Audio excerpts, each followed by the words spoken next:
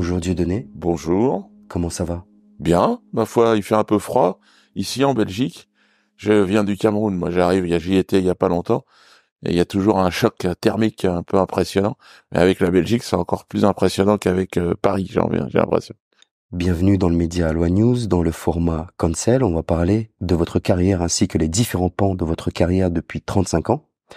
Avec le regard actuel, comment est-ce que vous observez votre parcours? C'est une carrière un peu atypique. J'ai mis mon talent à l'épreuve, on va dire. Et je dois dire que ça correspond à ce que je voulais faire, je crois. C'était apporter à ma catégorie, enfin du rire dans le domaine culturel, un élargissement certaines limites. Alors je suis allé au bout de ce que je pouvais faire et je suis assez content de mon parcours. Beaucoup de jeunes humoristes viennent me voir, me disent Dieudonné, merci, tu nous as bien aidés, tu nous as en tout cas inspirés, donc tant mieux. Et puis là, doucement, j'arrive à l'âge, à 57 ans, à l'âge de la transmission.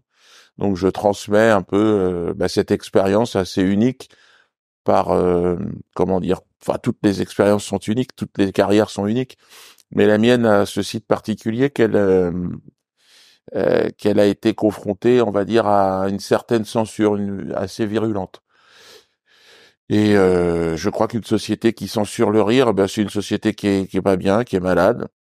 Et donc moi c'était en tout cas mon lot à moi, c'était d'affronter cette épreuve, cette époque. Et je suis assez content de l'avoir mené tel que je l'ai fait. J'ai fait aussi des erreurs. J'ai été dans certaines outrances, certaines surenchères, mais ça doit me correspondre. Et puis aujourd'hui, encore une fois, au moment où je m'apprête à partir un peu en Afrique, au Cameroun, eh bien, j'ai l'impression du travail accompli, en tout cas dans le domaine du rire. Et puis, il me reste encore quelques années, hein, mais j'ai fait le plus gros de ma carrière. Il est derrière moi maintenant. Vous avez parlé de transmission. Que voulez-vous transmettre aux humoristes ou peut-être au-delà des acteurs de l'humour?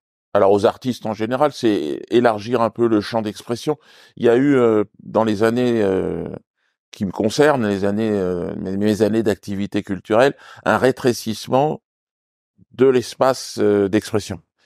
Je pense que des humoristes comme Coluche ou des proches ne pourraient pas s'exprimer aujourd'hui dans cette époque comme ils pouvaient le faire en leur temps. Alors moi, je suis arrivé dans cette époque-là.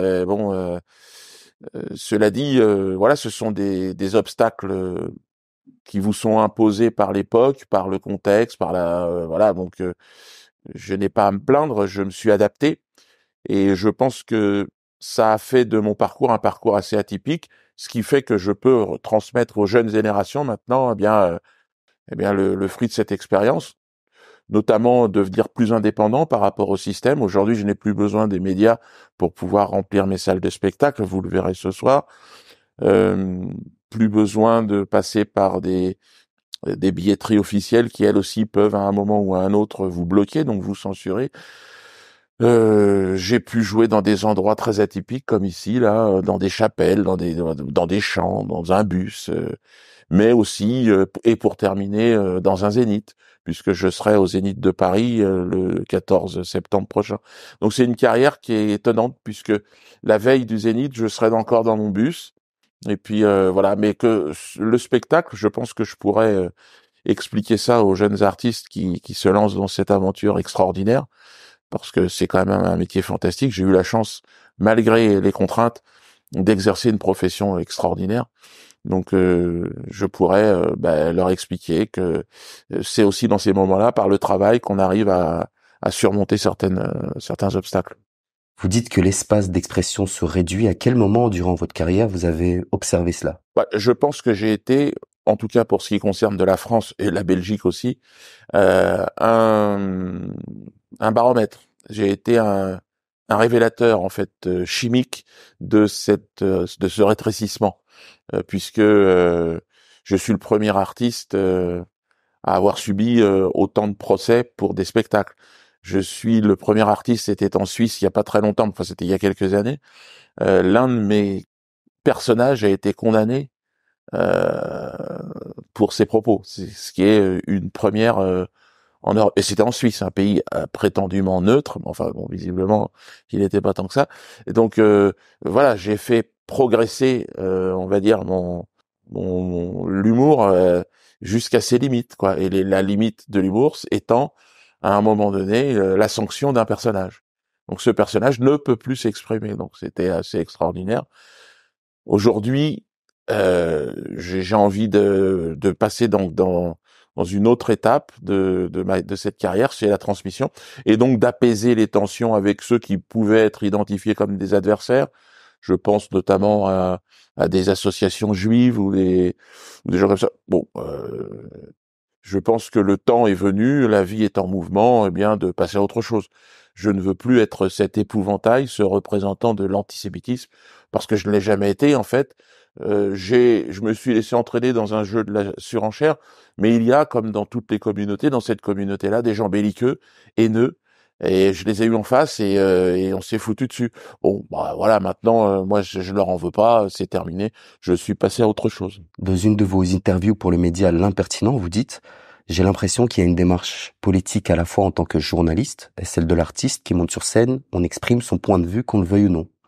Quel a été le point de vue principal de votre carrière et est-ce qu'il a évolué avec le temps? Bon, ce qui est resté, c'est que je suis un artiste d'origine africaine qui a évolué en France. Donc, le traitement réservé aux Africains, de toute façon, est un traitement particulier. Moi, je suis un enfant de la colonisation, je suis un enfant de l'esclavage. Bon, nous avions un rôle vraiment. On nous a accordé certains secteurs d'activité, le sport, le rap. Mais l'humour, j'étais un des premiers et je pense avoir tenté d'exprimer un rire, le rire de l'esclave, c'est-à-dire un rire qu'on n'avait pas encore entendu, c'est-à-dire le rire d'un peuple qui s'en est pris plein la gueule, qui continue d'ailleurs à s'en prendre plein la gueule, mais qui a aussi la faculté de rire et de rire de lui-même. Donc c'est ce que j'ai fait. Et à partir du moment où des artistes blancs arrivaient à rire de la traite des Noirs et ben, je me suis autorisé des choses. Voilà.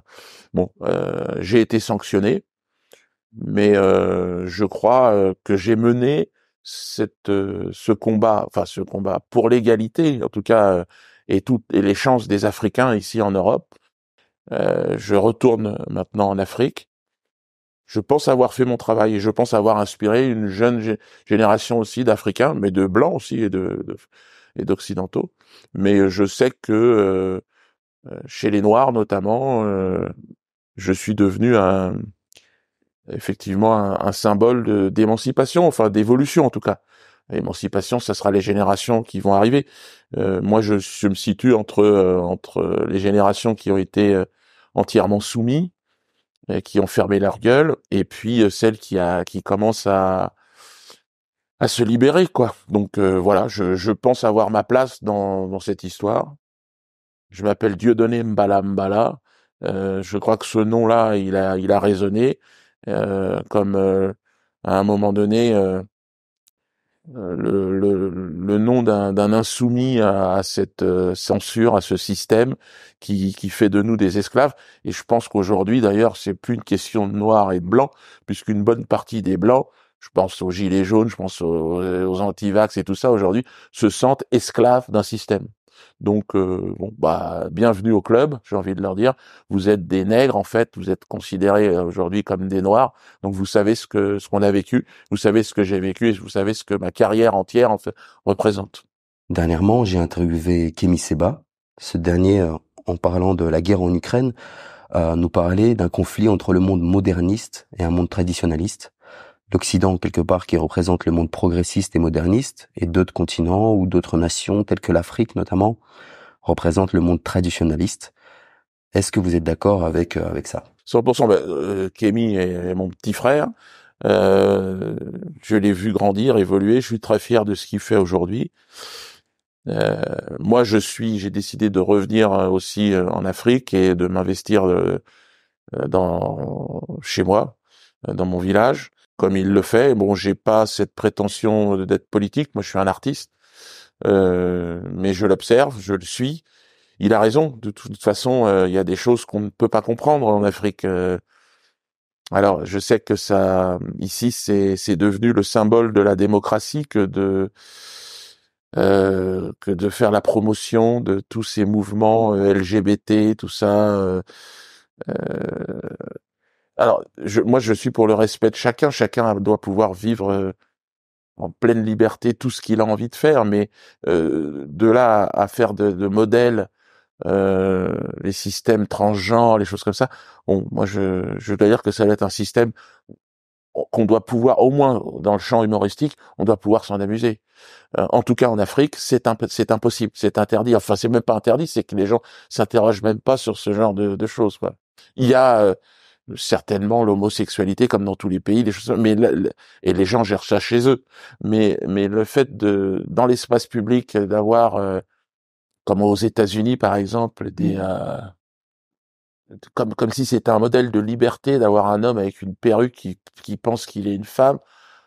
Mais s'il le pense, c'est bien, mais j'ai le droit, moi aussi, de penser que c'est pas possible de ne pas le voir comme une femme. Et puis, si lui a envie d'être une femme, c'est, en fait, moi, je suis un humoriste, et le genre humoristique n'est pas autorisé. Donc, je vois pas pourquoi se mettre une perruque sur la tête, ça serait autorisé, je veux dire, à un moment donné. Je veux dire, où se trouvent les limites de la liberté d'expression? On nous demande de se faire couper la bite et encore une fois, là, c'est mon métier d'humoriste qui me pousse qui pousse le raisonnement jusqu'à cette provocation. Mais derrière la question qu'évoquait Kémy et qui parlait du traditionnalisme, c'est il y a plutôt une sorte de dérive aujourd'hui en Occident de savoir où se trouvent les libertés. C'est-à-dire que il y a une sorte de bon sens qui détermine les libertés. Ici, le bon sens, j'ai l'impression, a quitté ceux qui se prétendent sages me paraissent perdus. Et je ne dis pas qu'un homme n'a pas le droit de devenir une femme. C'est pas la question. Bien évidemment, chacun fait ce qu'il a envie. Mais donc, j'ai parfaitement le droit de dire que pour moi, quand je vois un homme avec une perruque qui prend, de rigoler de cette situation. Même, alors s'il y a de la souffrance, il exprime sa souffrance. Alors le mieux, c'est de pas mettre une perruque et de rester chez lui, parce qu'autrement, il y a beaucoup de gens, et en Afrique notamment, qui vont rigoler parce que ça n'existe pas. On n'a jamais vu ça. Enfin, alors il y a le côté spectaculaire. Mais encore une fois, j'espère pouvoir discuter avec des membres de ce mouvement qui me paraît très très on va dire symbolique de ce que l'Occident aujourd'hui prône comme de liberté d'expression, c'est-à-dire c'est ça, c'est un débat en France d'ailleurs, c'est le wokisme, ce système transgenre Q+, c'est un vrai débat. Alors, et si à partir du moment où on a le droit d'en rire, je veux dire, il n'y a pas de souci pour moi. Mais chacun fait ce qu'il veut, mais on doit pouvoir rire de tout. Par contre, dans certains pays d'Afrique ou dans d'autres endroits du globe, l'homosexualité est condamnée tout court, quoi. Au Cameroun aussi, au Cameroun aussi. Enfin, dans l'espace public. Et vous imaginez bien qu'il n'y a pas des caméras chez vous mais au Cameroun, c'est pareil. Ouais. Bon, bah, moi, ça ne me dérange absolument pas que ce soit interdit dans l'espace public. Maintenant, si des gens ont envie de se montrer dans l'espace public dans ce type de relation, peut-être il faut qu'ils aillent ailleurs. Mais moi personnellement, ça ne me dérange pas. Mais je comprends que ça puisse déranger la Gay Pride à Yaoundé, donc ça, il y en aura pas. Mais pour moi, la Gay Pride, c'est pas le symbole de l'évolution positive. Maintenant, ceux qui participent à ça, certainement, ils doivent le penser. Et je suis vraiment, j'aurais envie de discuter avec eux, simplement de savoir comment on pourrait rire ensemble et avancer ensemble, parce que leur pleurniche sur j'ai pas le droit de me montrer en string sur un char, moi ça me fait marrer. Je veux dire, moi j'ai pas envie de te voir spécialement sur un char de la Gay Pride. Enfin, ça me fait pas plaisir de te voir. Enfin, pour moi c'est pas terrible, quoi. Mais bon, si pour lui c'est important de le faire, je veux dire, je suis pas en guerre non plus contre ces mouvements-là. Mais je pense que bon, voilà, je suis aussi d'une génération peut-être, d'un style d'Afrique où on comprend pas trop, mais moi je suis ouvert à la discussion. Au cours de votre carrière, on vous a fait passer pour un militant. Est-ce que vous êtes d'accord avec cette posture à laquelle on vous a assigné? Je suis un homme noir, donc alors si ça c'est être un militant, oui. Donc je connais, je sais ce que ça veut dire. Je suis un humoriste. Kémy est un militant, il a décidé d'en faire son métier. Moi, mon métier, c'est de faire rire. Et ça continuera. Et maintenant, de transmettre cette expérience et ce savoir-faire aux jeunes générations, notamment au Cameroun, mais aussi en Europe, puisque pour moi, je suis pas racialiste. Pour moi, il y a autant de connards chez les Noirs en Afrique que chez les Blancs en France. Pour moi, c'est exactement l'égalité parfaite. Donc, mais je suis bien, c'est vrai. Et plus je vieillis, et plus finalement, je me trouve très très bien, voilà, dans mon village là-bas, parce que c'est plus simple. Mais je garde une admiration inconditionnelle pour le peuple français, pour les Gilets jaunes, pour la culture française. Voilà, je fais partie de cette génération d'Africains. En ce qui concerne votre retour au Cameroun, est-ce qu'il porte un message politique? Non. Un message humain, euh, un message ewundo, man ewundo, man mboatana mbala. Ça veut dire que je suis le vieil éléphant qui rentre chez lui, quoi. C'est-à-dire, on est tous issus, on a tous des origines, on a tous un point de départ. Moi, c'est là-bas, donc voilà, j'ai la chance de connaître mes racines. J'ai la chance de pouvoir me rendre sur la tombe de mes ancêtres. Je sais où ils sommeillent, au bord du Nion, donc pas très loin de Yaoundé. Et pour moi, ça me paraît tout à fait naturel de faire ça et que mes enfants me regardent faire ça et qu'un jour ils aient envie de faire ça. Ça me paraît logique. J'ai regardé un petit peu sur Internet et les gens disent voilà, Dieudonné est en train de changer ou en tout cas il a fait une lettre de pardon, mais ce qui est dérangeant, c'est ses liens avec Alain Soral. Quels sont les liens que vous entretenez aujourd'hui avec Soral? Je n'ai plus aucun lien avec Alain Soral. En fait, Alain Soral a rompu tout contact à partir du moment où j'ai demandé pardon. J'ai fait publier une lettre de demande de pardon aux gens que j'avais pu blesser dans un journal israélien, Israël Magazine. Et à partir de ce moment-là, il m'a dit que j'avais trahi. Alors je lui ai demandé quoi, mais il m'a pu répondre. Euh, bon, moi je pense que sur mon parcours, j'ai blessé des gens, c'est sûr, peut-être entraîné dans une sorte de surenchère. C'est-à-dire, j'ai voulu répondre et puis je suis humoriste, donc la provocation, ça fait partie aussi de mon mode d'expression.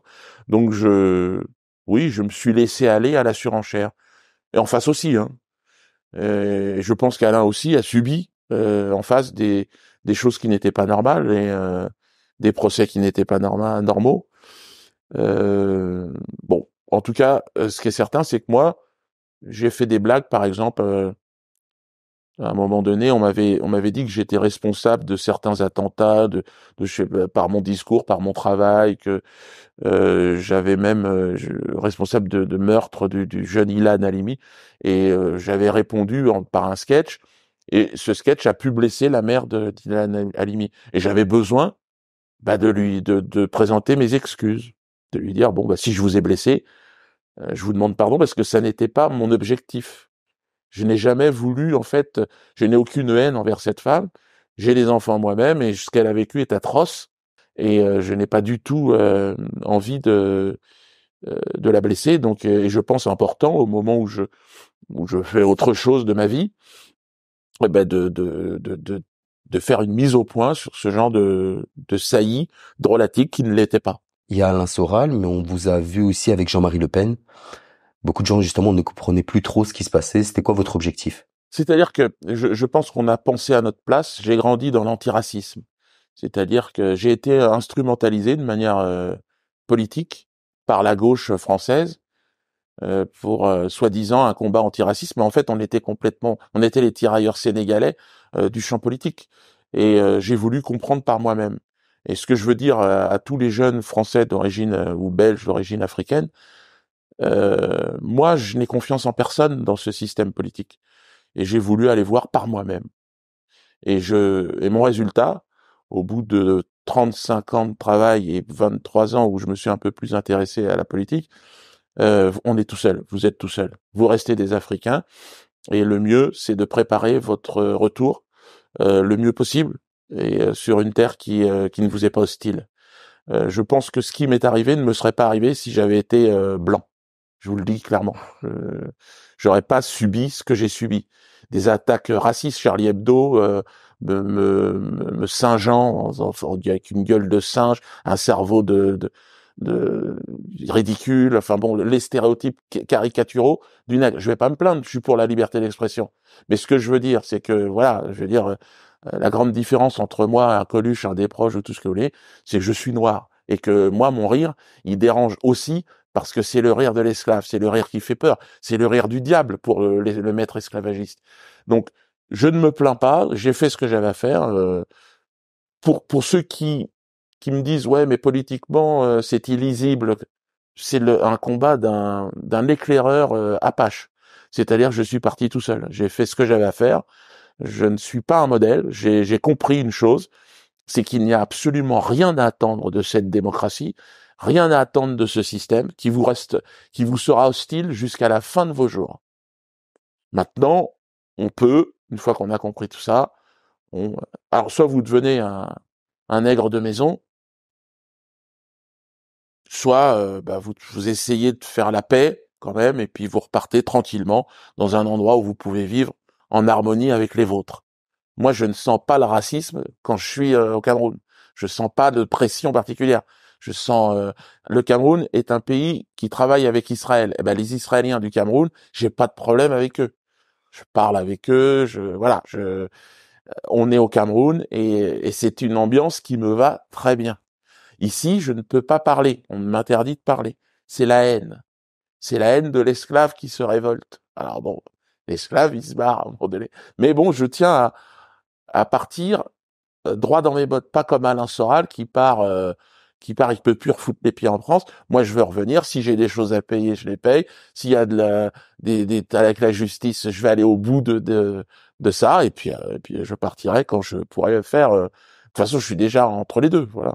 Soral, je le plains parce qu'il est comme le CRIF, il est ni pardon ni oubli. Il me reproche d'avoir pardonné ou demandé pardon, mais il est qui lui pour me dire ça? Je lui souhaite de pardonner un jour et d'être pardonné et de demander pardon. C'est pour dans ma religion à moi je suis d'origine et de religion chrétienne, de culture. Le pardon, et je sais que c'est dans toutes les religions. C'est quelque chose de puissant qui vous relie directement à Dieu.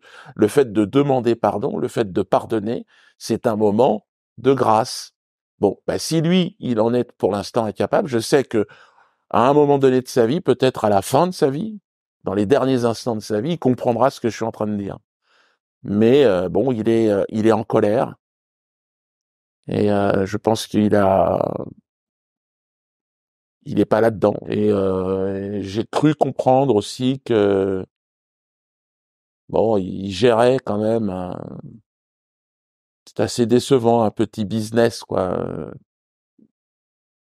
Je sais pas si on peut vraiment faire de la politique et un business. Autant un travail artistique, ça peut se comprendre. Les gens ils payent, ils viennent vous voir. Mais autant être dans une sorte de morale politique et l'articulation avec le business, c'est quelque chose de compliqué. Et là, j'ai pu voir que finalement, ce qui était dangereux dans ma posture, c'était de déranger un peu le business, quoi. Mais bon, c'est pas le mien. Moi, je n'ai absolument aucun business là-dedans. Vous dites que vous ne croyez pas au système politique. Est-ce que vous croyez en un espèce d'élan collectif en Occident?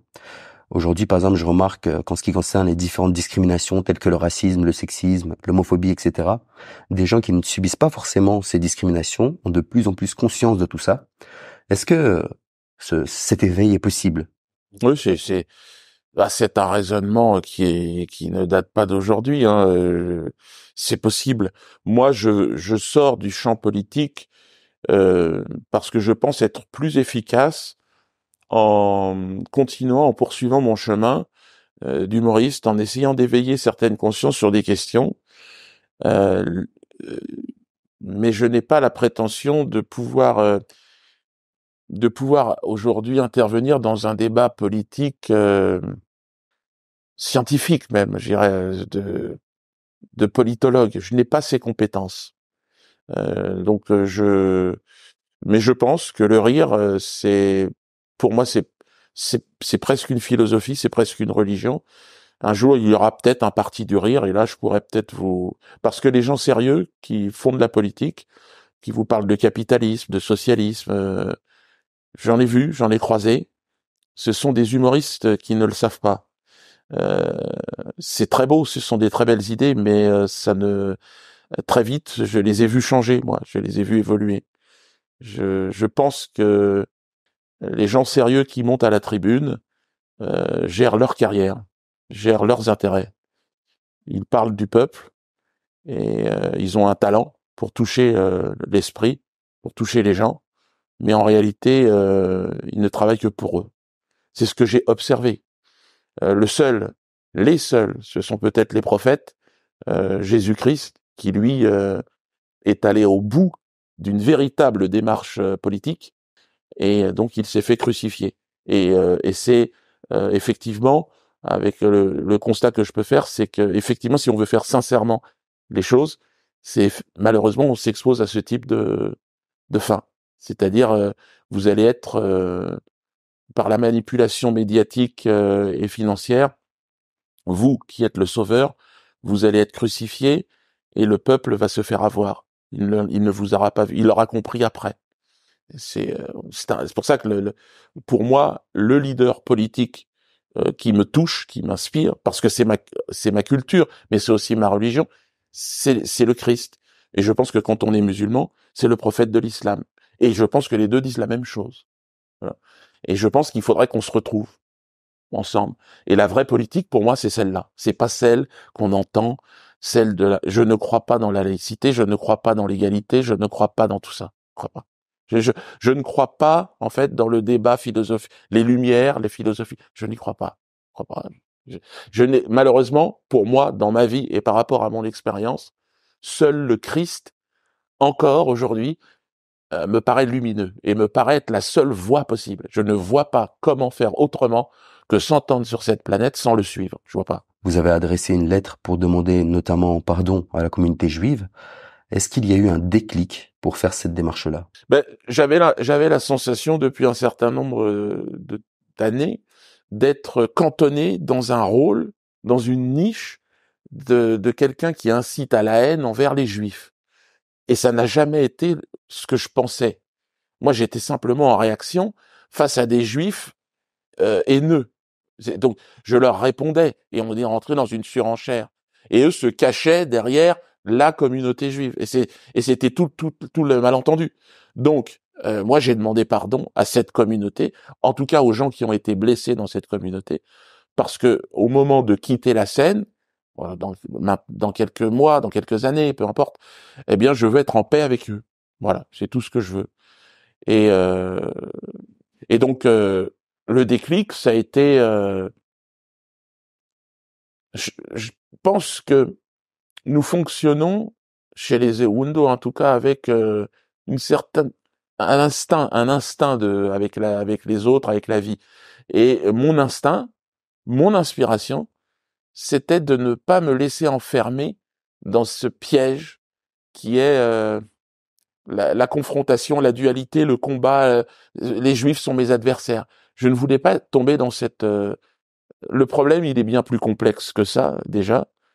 Il y avait certes un Juif, effectivement, avec qui j'ai été en guerre, mais même eux, aujourd'hui, j'ai envie de dire, moi, je sors de ce combat. Ils peuvent continuer à se battre contre qui ils veulent. J'étais devenu un épouvantail, ça m'a bien amusé, j'ai bien rigolé. Maintenant, voilà, je veux passer à autre chose. Et contrairement à ce que pense Alain, sans trahir absolument pas mes convictions, c'est-à-dire j'ai cru bien faire pour mon peuple, pour les Africains, pour les descendants de colonisés. Je pense avoir été au bout. Rencontrer Jean-Marie Le Pen, c'était très important.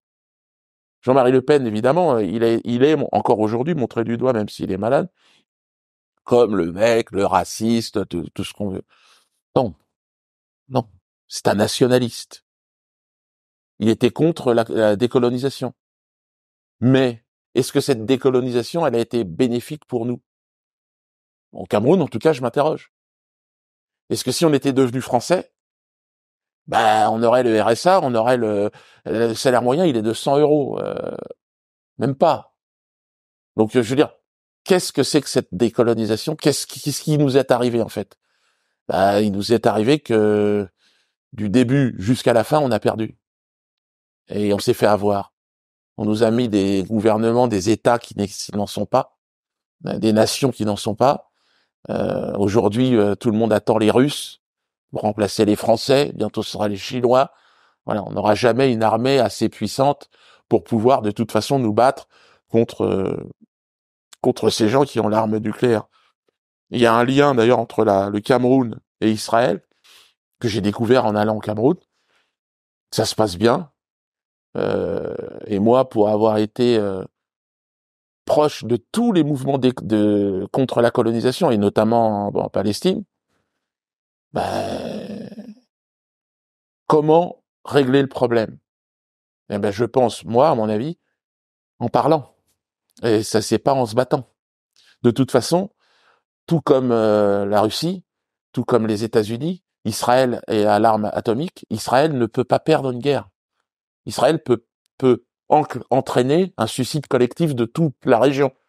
Mais donc il faudra forcément discuter avec Israël. Et je pense que cette confrontation et l'aspect militaire des choses, la solution militaire, pour moi, en tout cas, ça ne peut plus. On est dans un temps où il n'y aura plus de vainqueurs et plus de vaincus. Enfin, seuls évidemment, la dernière croyance de ce système qui s'effondre. Et heureusement, d'ailleurs, c'est la monnaie, c'est la finance, c'est eux cette nouvelle divinité qui est en train de s'effondrer en Ukraine. Pour moi, euh, Kémy y voit un combat entre capitalistes. Moi, je lui vois simplement la chute du dollar et de l'euro et l'émergence d'une nouvelle monnaie soutenue par l'armée russe et chinoise et des pays africains. Enfin, les matières premières africaines, on va dire, parce que le reste, on pèse absolument rien du tout. Donc c'est ça qui va faire que eh ben le monde va changer. C'est effectivement la domination occidentale, le cauchemar occidental, parce que pour moi c'est un cauchemar. On entrevoit la sortie. Et tant mieux. Sur Touche pas à mon poste, votre avocat s'est exprimé et il a dit qu'il a d'abord contacté le grand rabbin de Paris pour faire part de votre démarche de pardon. Comment ça a été reçu, ça? Ça faudra lui demander. Je crois que c'est des gens très prudents. Ils font beaucoup de politique en fait en France. En France, tout est. Bon, j'étais devenu un sujet extrêmement sensible.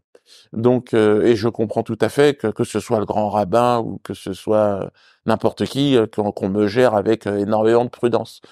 Moi, je n'ai pas l'intention de m'engager en politique, euh, mais je marche plus dans la combine politique. Euh, je n'y crois plus. Je n'y crois plus du tout. Il y a beaucoup de gens qui doutent de votre sincérité en ce qui concerne cette démarche. Il dit il demande pardon, mais en fait, c'est intéressé. Enfin, mais quoi? Mais pour faire quoi? Parce que c'est ça la question. Bah, pour réhabiliter le système, par exemple. Pour faire quoi? Pour aller chez Hanouna? J'irai jamais chez Hanouna. C'est pas que je suis en paix avec lui, mais ça m'intéresse pas du tout. Ça m'intéresse. Mes salles sont remplies. Je fais ce que j'aime, le métier que j'aime. J'ai pas besoin de ce système-là. J'ai pas besoin de repasser dans les médias. Je sais pas moi qui est venu vous voir. Vous m'avez téléphoné.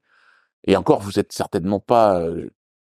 J'ai accepté aussi parce que vous êtes quand même dans un esprit qui correspond un peu à ce que j'imagine de faire évoluer les choses. C'est-à-dire, je préfère des médias en construction que des médias installés, des médias qui après gèrent comment dire, un autre aspect du business, parce que le média est aussi un business et donc il faut survivre dans cet univers. Je sais pas comment vous faites. Moi, ce que je sais, c'est que mon travail, c'est de faire. Je vends des places de spectacle et les gens se marrent et le contrat, il est parfaitement clair et limpide avec eux. Et ensuite, voilà, je pars en Afrique, je paye mes impôts évidemment, je paye les taxes, je paye les amendes, je paye tout ça. Mais j'ai surtout un métier que j'adore et c'est ça en fait qui me plaît moi, c'est que et qui fait que je ne me suis jamais essoufflé dans cette confrontation, c'est que peu importe si on me saisit mes biens, on ne peut pas me saisir cette relation que j'ai avec le public, et c'est ça qui, moi, m'a fait vivre pendant toutes ces années. D'autres disent, il y a la lettre, c'est bien, mais qu'en est-il de la réparation? Voilà. Alors, réparation, on est en train d'y penser, là. Euh, alors, réparation, qu'est-ce que ça veut dire? Moi, je suis confronté parce que je connaissais très très peu déjà la religion juive. Donc, je crois qu'il y a une notion de réparation aussi. Mais le pardon est très présent. Je suis tombé là récemment, j'ai discuté avec des personnes de la communauté juive qui accueillaient volontiers mon pardon. Donc ça, c'était quelque chose qui était impossible avant cette lettre, et qui me parlaient effectivement de réparation. Mais pour eux, le pardon était quelque chose de très important en fait dans leur religion. Et j'ai découvert ça. Je savais que dans la religion chrétienne, c'était très présent. Dans l'islam, je connais moins la place du pardon, je sais pas. Mais je suis sûr que le pardon a une bonne place aussi. Et j'ai l'impression que c'est ce qui nous rejoint tous. C'est ça. Alors, c'est bizarre que ça puisse paraître difficile de pardonner, alors que c'est quelque chose de très simple. Alors peut-être que ça joue un peu sur l'ego. On a l'impression certains m'ont dit, ah ben non, il s'est défroqué. Non, il a pardonné. Pardonner, c'est pas défroquer. Au contraire, c'est enfiler vraiment l'habit, on va dire, de ce point central de ces trois religions. Enfin, même plus, je pense que le bouddhisme aussi. Donc, ceux qui ne croient pas dans la sincérité de ma démarche, il faut leur laisser le temps. Ils verront bien. Ils verront. Ils vont. Vous allez voir, vous, ce soir, que je n'ai pas besoin de euh, de ce pardon pour jouer dans des salles pleines devant un public. Je n'ai pas besoin de ça. Puisque ce soir, vous allez voir des gens, il y a pas de médias, il y a rien, en fait, il se passe rien. C'est clair que, en revenant dans le système, je vais passer de ce genre de salle à des salles à 5000 places, encore un peu plus grandes. Je vais le faire avant de partir au Cameroun. Je vais le faire. Mais je veux que ça se fasse dans dans un élan de réconciliation générale. Et je pense que le monde artistique, le monde humoristique en a besoin. Et les gens viennent me le dire, on en a besoin. Euh, tous ceux qui occupent aujourd'hui la scène humoristique en France, que je croise, je vais pas donner leur nom parce que je vais pas les mettre mal à l'aise, mais ils me disent, on attend que ça. On attend que ça s'arrête. Et qu'on puisse enfin souffler et rire. Parce que là, on ne peut plus rire. Et je pense que j'ai un rôle à jouer là-dedans, puisque j'ai été identifié, moi, comme étant les limites de cette expression. Je reviens sur la question, vous avez fait de l'argent aussi avec vos spectacles. Par ce biais, comme vous le dites, vous avez blessé des gens. On pourrait vous dire que c'est facile de dire c'est bon, pardonnez-moi, mais il y a quand même un aspect financier qui pourrait rentrer dans ces démarches-là. Ouais. Par rapport à ça, au côté financier, là, on va faire le Zénith le 14 septembre. Et l'idée, ce serait de reverser une partie des bénéfices à une association, peut-être deux. Ne pas prendre parti, c'est pas mon objectif aujourd'hui de prendre parti dans un conflit, mais d'essayer de réparer financièrement en reversant une partie des bénéfices d'un spectacle pour une association, celle qui voudra bien, celle qui va sentir la sincérité de la démarche et qui va se retrouver là-dedans. Et à ce moment-là, peut-être que j'aurais répondu à cette question de dire bon, c'est vrai que quand on fait ce métier et lorsque l'on a énormément de public, eh bien, on gagne de l'argent et on paye beaucoup d'impôts et en même temps on gagne de l'argent. Et l'argent n'est pas le moteur pour moi. C'est un outil. Si je peux par cet outil-là réparer, ça sera volontiers. Personnellement, dans ma vie, j'ai rencontré des gens qui étaient très fans de ce que vous faites, J'ai remarqué que certaines personnes reprenaient aussi vos sketchs pour affirmer une posture clairement antisémite, par exemple, les juifs contrôlent le monde, des choses comme ça. Pensez-vous que vous avez une responsabilité Il y dans ça? a alors, tous les juifs, c'est toujours le problème de l'amalgame, hein, c'est important de ne pas le faire. Ceux qui disent tous les juifs dominent le monde, ces gens-là sont effectivement, je pense, dans une dynamique de haine, parce qu'ils entraînent les autres à haïr en fait tous les juifs. Moi, peut-être que certaines personnes ne m'ont pas compris. Je me suis battu contre un système dans lequel il y avait énormément de juifs qui m'étaient hostiles. Ils ne représentaient pas tous les juifs. L'amalgame, il est fait justement par ses adversaires pour dire. Alors, je pense que aujourd'hui, avec certains juifs qui ont reçu ma demande de pardon, on pourrait travailler à peut-être corriger ce dont vous êtes en train de me parler, qui est que peut-être des gens se sont laissés aller dans les amalgames, c'est-à-dire ont confondu Epstein, Madoff avec tous les juifs. Ce ne sont pas tous les juifs. Euh, il y a des escrocs juifs très puissants qui ont monté parmi les plus grandes escroqueries qui aient pu exister sur la planète. Oui, c'est une réalité. Dire l'inverse, par contre, c'est de la bêtise. Mais par contre, dire que tous les juifs sont des escrocs, non, c'est dangereux. Dans le monde du rap, il y a pas mal de rappeurs qui vous ont cité, par exemple Kalash Criminel, ou certains rappeurs qu'on a assimilés à vous, je pense à Freeze Corleone. Quels sont les rapprochements entre le rap et l'humour? En tout cas, votre démarche est celle des rappeurs. Alors déjà, il y a un rapprochement à faire avec parler de Freeze Corleone et ce sont des artistes noirs pour beaucoup dans le rap, des artistes ou maghrébins, mais en tout cas des afro-descendants. Donc on a un lien direct. Je suis leur grand frère. On a une même histoire. On a différents vecteurs de communication. On s'exprime pas de la même façon, mais on exprime quelque chose en commun. On exprime une histoire. C'est un cri. C'est. Je sais d'où ils viennent. Je sais d'où viennent leurs parents. Je sais comment on vit là-bas. J'y vis. Je leur souhaite d'ailleurs à tous de pouvoir faire des allers-retours. C'est très important. Euh, Sinon, ils vont être comme des plantes qui poussent en pot. C'est bien de temps en temps de se remettre dans notre terre et de savoir d'où on vient. Et puis, je les apprécie pour la plupart.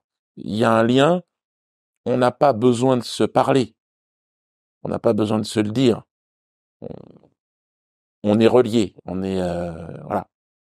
Je sais pertinemment que je les inspire et ils savent qu'ils m'inspirent, qu'ils me donnent de l'espoir, parce que je me dis je me barre, mais ils sont là, quoi. Il se passe quelque chose. Euh, mais profondément, on n'est pas chez nous. Moi, c'est ce que je pense. Pas chez nous. Par rapport à Freeze Corleone, par exemple, il est accusé d'antisémitisme par une grande frange de la sphère politique. Son destin est différent du vôtre parce que lui n'a pas été condamné par la justice et il est encore très soutenu par les fans de rap. Je suis persuadé qu'on va se croiser dans peu de temps parce qu'on a une connexion mais j'étais devenu tellement infréquentable pour ce type de jeune rappeur. Je suis en première division, moi. C'est-à-dire que c'est encore un gamin. Donc on va se croiser, mais il faut que je normalise, que je repositionne encore un peu plus mon image pour qu'il puisse oser venir voir son grand frère. Qui se presse pas, je suis pas pressé, j'ai pas besoin de lui, il a pas besoin de moi. Mais je pense que ça lui donnera de l'énergie que de me voir, et j'en aurai, moi, de l'espoir en partant, en me disant, bon, ben voilà, je dois aussi transmettre à cette jeunesse qui est notre avenir, mon avenir aussi. Je suis fier de lui, et je pense que c'est important qu'il le reçoive, comme moi je l'ai reçu de ceux d'avant, et comme il devra lui aussi le faire avec ceux qui vont suivre. Euh, alors moi on dit le baobab, c'est-à-dire c'est l'ancien déjà, c'est-à-dire à Souzoa. Donc, dans notre tradition, c'est comme, et je pense que ici, ils ont leur tradition, mais on a les nôtres. Et il faut qu'on reste cohérent, unis. Moi, je le suis. De toute façon, quoi qu'il en soit, je suis uni. Et c'est pour ça, quand on me parle du rap, c'est une partie de moi. C'est une partie de mon chemin. Moi, je me suis exprimé autrement. Mais je suis un vieux. Mais je suis 100% solidaire. J'ai même pas besoin de le dire. Est-ce que vous avez quelque chose à rajouter? C'est quoi votre actualité aujourd'hui? Alors, le Cameroun, je l'ai d'ailleurs là. La Bretagne, c'est parce que c'est ma mère qui est bretonne, donc j'y vais aussi régulièrement. Mais c'est elle qui est devenue camerounaise, pas le contraire. Donc, ben, je veux quitter la scène artistique apaisée, transmettre un message de paix. On doit avoir confiance dans notre talent, de toute façon. Vous êtes dans le rap, les afro-descendants sont de toute façon les plus brillants, parce que les plus inspirés. Donc cette inspiration, c'est la mienne. Eh ben c'est d'accompagner aussi ce mouvement avec les nouvelles générations, et puis de me retirer à la retraite tranquillement après, si c'est possible. Si c'est pas possible, je vais en tôle. Je m'en fous un peu quelque part. Quelque part, moi, encore une fois, c'est derrière moi le truc. Si ici ils veulent faire encore, montrer l'exemple et dire non, Dieudonné, c'est pas possible, il faut le foutre en tôle. Bon, mettez-moi en tôle si ça peut vous faire du bien. De toute façon, moi, c'est comme si je retournais chez moi, là-bas, je pas de problème, je serais très très bien encadré, j'ai pas de souci, la majorité des surveillants sont antillais, les détenus sont africains, bon j'ai envie de dire, ça va me faire un peu, je vais perdre du poids, et puis voilà, je serai très bien là-bas. Écoutez, merci, bon courage à vous. Et puis haut les cœurs. Et puis si on pouvait maintenant montrer un peu de sagesse et travailler ensemble, tous ensemble à l'apaisement, je pense que ce serait bien. Montrer que c'est pas nous les qui semons la haine, c'est pas nous qui poussons à la discorde, c'est pas vrai. Nous, on sait où on en est. Nous, bizarrement, les descendants d'Afrique, on a des racines. Ici, ils ont plus de racines. Ça font n'importe quoi. Donc, on va pouvoir aider en fait ce continent à retrouver le bon sens, parce qu'ils sont en train de partir en cacahuète totale. Là, j'en parle dans le spectacle. Bon, il y a des sujets qui touchent à la notion de divinité. Par exemple, l'euthanasie, c'est un vrai sujet. J'en parle dans le spectacle. Alors, rire de ça, c'est pas possible. Dans le respect, parce qu'évidemment, c'est beaucoup de souffrance. L'idée, c'est de ne jamais nier la souffrance des gens. C'est pas mon propos à moi. Mais juger à la place de Dieu, ça, c'est une vraie question. Vous êtes qui pour dire un psychiatre que cet homme est incurable à 23 ans, une femme, parce qu'elle est dépressive? Je veux dire, vous êtes qui pour mettre un coup de tampon et nous dire qu'il faut lui injecter la mort? Ça, c'est un sujet où je pense l'Afrique, les Africains ont des choses à dire.